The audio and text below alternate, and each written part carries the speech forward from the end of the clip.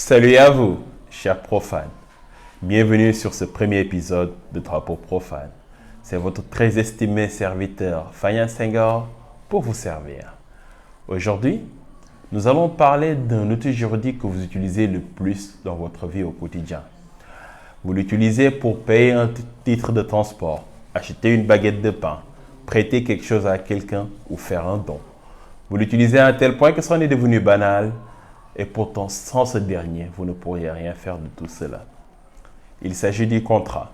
Le sens commun, mis à part les initiés en droit bien sûr, croit qu'ils sont liés à un contrat que lorsqu'ils signent un papier, alors que l'écrit n'est qu'une condition substantielle du contrat, sauf si la loi en dispose autrement. Donc, on l'utilise en général que pour prouver quelque chose, c'est-à-dire comme un élément de preuve. L'article 40 du Code des obligations civiles et commerciales nous définit le contrat comme étant un accord de volonté générateur d'obligations.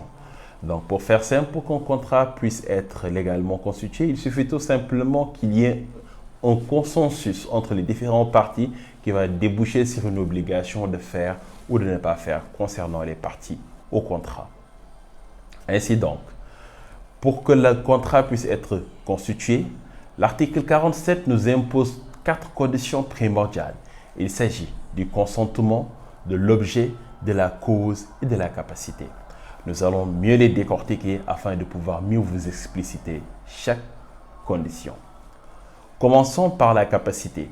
Elle est prévue par l'article 57 du COCC, c'est-à-dire le Code des obligations civiles et commerciales, qui nous dit que toute personne peut contracter sauf si elle est déclarée incapable par la loi. Donc, pour résumer cela, on peut dire qu'aujourd'hui, au Sénégal, pour contracter, il faut tout simplement être capable. Et cette capacité est matérialisée aujourd'hui par le fait d'être âgé par 18 ans au moins et également de jouir de toutes ses capacités intellectuelles. Toutefois, ce principe connaît naturellement des exceptions, sauf, c'est-à-dire, autant pour moi, lorsque on est dans le cas de mineurs émancipés ou lorsqu'une personne est frappée d'une interdiction de ses droits civiques. Donc, nous allons revenir plus amplement sur ces thématiques dans nos prochains épisodes. Ensuite, nous avons le consentement, qui est la pierre angulaire du contrat. Le consentement est prévu par l'article 58 qui dispose qu'il n'y a point de contrat sans consentement. Donc, tant qu'il n'y a pas un consensus, un accord entre les parties, on ne peut pas parler de contrat. Et d'ailleurs même, dans le cas du droit en général, on dit que le contrat est réputé formé dès l'instant qu'il y a échange de consentement entre les différentes parties au contrat. Ensuite, concernant l'objet, elle est prévue par l'article 73 du COCC qui nous dit que les parties sont libres de contracter cependant dans les limites de la liberté contractuelle. Donc, l'objet, c'est la chose sur laquelle, ou bien la prestation sur laquelle, en fonction de laquelle les différentes parties se seront mis d'accord. Mais cependant, ils ont libre champ pour pouvoir établir cette chose ou bien ce service-là, cependant dans les limites du commerce juridique. Et enfin, nous avons la cause, qui est prévue par l'article 76 du Code des obligations civiles et commerciales, qui nous dit que la cause, c'est tout simplement la raison d'être du contrat. Donc, il peut avoir un amalgame. Il arrive qu'il y ait un amalgame entre la cause et l'objet, parce que l'objet également étant la raison d'être du contrat. Cependant, il peut arriver que la cause soit illicite alors que l'objet est licite. Je vais vous donner un exemple très simple. Aujourd'hui, lorsqu'on conclut un contrat de vente de voiture, mais que ce contrat en réalité est destiné à dissimuler est une transaction de stupéfiants, c'est-à-dire de la drogue, que l'on cache dans la voiture. L'objet aujourd'hui qui est le contrat de voiture, le contrat de vente de voiture est légal.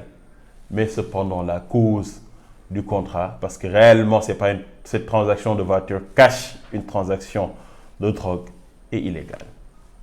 Ce sont toutes ces conditions réunies que le contrat, lorsque, autant pour moi, toutes ces conditions sont réunies, que le contrat pourra être légalement formé.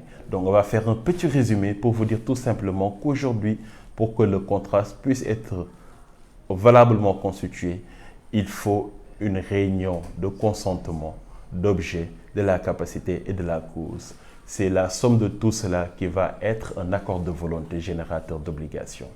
Donc, un exemple, un cas pratique très simple. Aujourd'hui, lorsque je vais acheter du pain, ce contrat est déterminé par ma volonté d'acheter du pain et aussi par celle du boulanger de m'en vendre. Cela se matérialisera par une obligation de ma part de lui remettre de l'argent et lui, son obligation sera de me remettre ma miche de pain. Et c'est aussi simple que ça. Donc, vous voyez que le contrat n'est pas si compliqué. C'est pour cela que vous ne le rendiez pas compte lorsque vous les concluez, alors que sur la journée, on peut dire que vous pouvez en conclure une dizaine sans vous en rendre compte. C'est sur ces mots que va s'achever cet épisode.